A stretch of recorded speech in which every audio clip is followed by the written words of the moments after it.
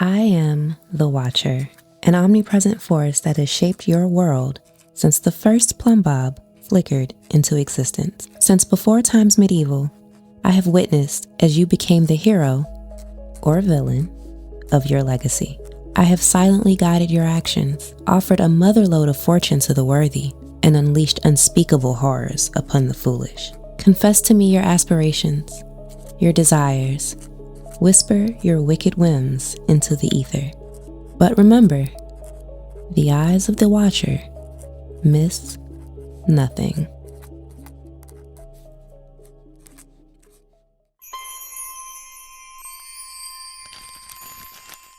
Dear Watcher, let the record show, I did not ask for this.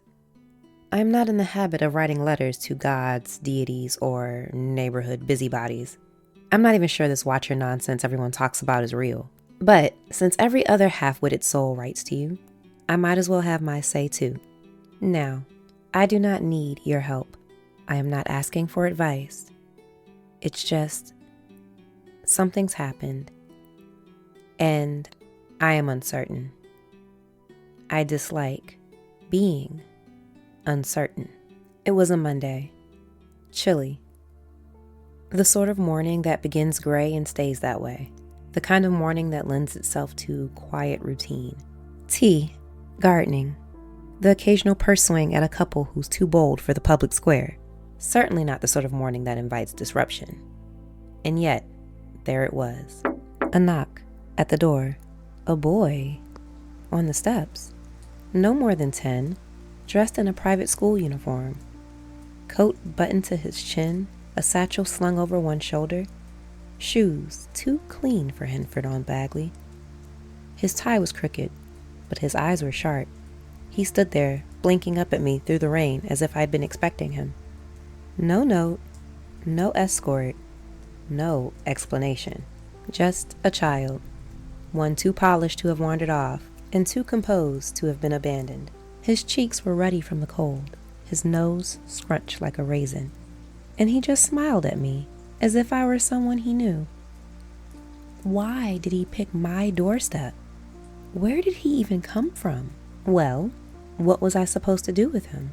I brought him in and set him by the fire, only to warm him up, until someone came back for him. I told him to dry off, while I make him some tea. God forbid he catch a cold or some worse ailment. That was 7 days ago. He hasn't cried since that first morning. Not when he slipped on the garden stones, not when the chickens chased him, not even when he stubbed his toe on the cellar door. He hums lullabies to himself, tells knock-knock jokes with no punchline, talks to my animals like they're old comrades. Even Mr. Whiskers, the old cantankerous cat, is interested in him. He follows me from room to room, always chattering about flashing lights and red carpets. He tells me stories about Sunset Valley, giggles at my reactions. His laughs are something between a sneeze and a hiccup. But I'm not too stuffy to admit that he has his amusing moments. He's also observant and inquisitive, always asking questions, some of which I don't know if I can answer.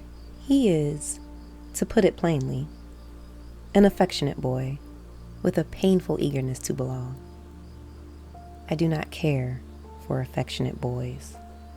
At first, I assumed his presence was a mistake, left on the wrong doorstep by someone familiar with our quiet community. But I've begun to suspect otherwise. His monogrammed jacket, proud posture, and stubborn jawline tell another story. His eyebrows arch in a way I've seen before, across marble busts and oil portraits and estate newsletters. I know whose child this is. I considered taking him to the authorities, but what would I tell them? That I've harbored a stranger's son for a week because he looks too much like someone from a history book? That he has the etiquette of a family raised on silver spoons and marble floors? That I've begun to... No, I am not a sentimental woman, Watcher. I buried my sentiments a long time ago, along with my lost baby and fiancé. Their memories are locked away behind an old door in the back of the house. I do not open old doors, and I do not entertain ghosts. But last night, that door was opened, I found him in there, in the nursery. He had pulled the sheet off the rocking chair. He was curled up inside it, fast asleep. I covered him in a blanket, and he smiled, as if I'd always been there. This morning, he told me his name. Not that I had asked. He offered it, as if it were a secret, just for me. It is not my place to meddle in the scandal, so I shall call him something else for now. Something smaller, safer.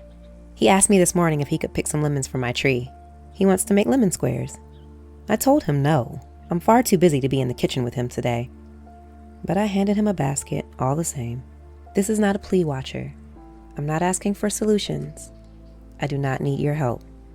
I'm simply noting it here in your ledger. Let the record show.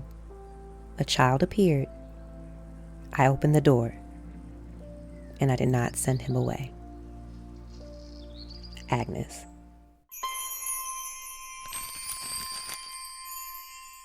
Dear Agnes, I'll be honest. When I saw your name in my inbox, I assumed it was a mistake.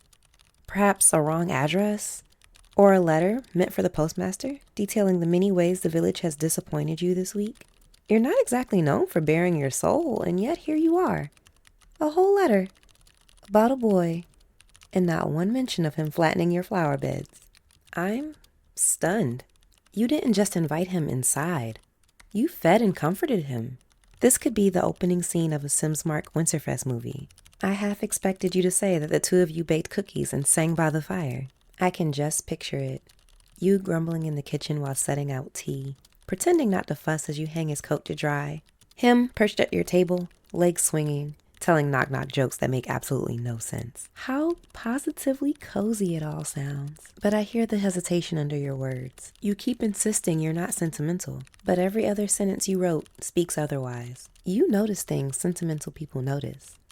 The crooked tie, the lullabies. Anyone who notices the exact way a boy hums to himself is not quite as hard-hearted as they claim, Agnes. And I know why you resist. You've weathered storms most couldn't survive. And in the aftermath, built a reputation on being unshakable. But sometimes, the first steps of healing from a loss like that take the form of an unexpected change. A change that showed up on your doorstep in polished shoes and a wool jacket. You may say you're only keeping him until someone comes back for him, but for all your love of routine, you've shattered it to make space for him. The moment you, against your better judgment, brought him into your home, he was yours. Sure, it's messy, Agnes. But what's life without a little mess? He may have a past tied to people you'd rather not think about, but this isn't about the past, Agnes. It's about the present. And whether you like it or not, you seem to be exactly what the other needs right now. It could be fate, accident, or just divine timing, but it seems the two of you are a match set. So my advice, uninvited as it might be, is to lean in a little. Let him trail after you in the garden, asking questions you don't want to answer. Answer them. Let him make lemon squares. You're gonna want to roll your eyes at his bad jokes, but allow yourself to laugh at them anyway. You deserve a house filled with cozy moments, not abandoned rooms behind locked doors. You deserve knock-knock jokes that go nowhere. You deserve the stubborn affection of someone who has clearly decided that you are his safe space. In caring for him, you may just find you've healed something in yourself. And if that makes you sentimental, well, there are worse things to be. Now, if you would be so kind to send me one of those lemon squares. Extra zest, please. And so, dear listeners, Agnes's quiet act of compassion becomes another thread in our tapestry. A story, not of what was taken from her, but what she chose to give. In opening her door to that child, she also cracked open the door to her own heart. Just enough to let in a little light. Perhaps it won't erase the grief that she's carried for so long, but it might make the road ahead less lonely. Let me know what you think in the comments. In the shadows of Nordhaven's alleys, a different kind of guardian moves, not with kindness, but with cunning. Next time, our letter comes from someone who isn't exactly what they seem. Trashly real person may look like your average street vendor, but they understand that sometimes secrets are a better currency than simoleons, and that a single whisper sold to the right ear can alter the course of an entire legacy. Before we part, a reminder, While the characters in this podcast are drawn from the rich lore of The Sims, the stories told here are works of fiction, crafted to inspire your own gameplay. Any resemblance to real people is purely coincidental, and the advice given should never, under any circumstances, be applied to the real world. The thoughts and opinions shared are my own and do not represent those of EA or Maxis. I am Maven, your storyteller, researcher, and editor. If you have enjoyed your time in my domain, support the podcast by sharing it with your fellow Simmers, leaving a review, and joining our ever-growing community. You can also support this project by joining me on Watch Your Lore, an exclusive bi-weekly companion podcast where I sit down with my fellow Simmers to explore their favorite townies, headcanons, and dive even deeper into the stories of the Sims universe. Available only on Patreon, Watch Your Lore takes you behind the curtain and deeper down the lore rabbit hole. Visit patreon.com/BeMoreNatural to unlock access to early episodes and even more Watcher secrets. And if you wish to expand your own Sims universe, consider using my EA Creator Code MSBM0R3 when purchasing DLC through the EA app. Every use directly supports this project and keeps the Watcher's gaze ever watchful. Until next time, my faithful, keep your doors locked, your hearts guarded, and remember, the Watcher is always watching.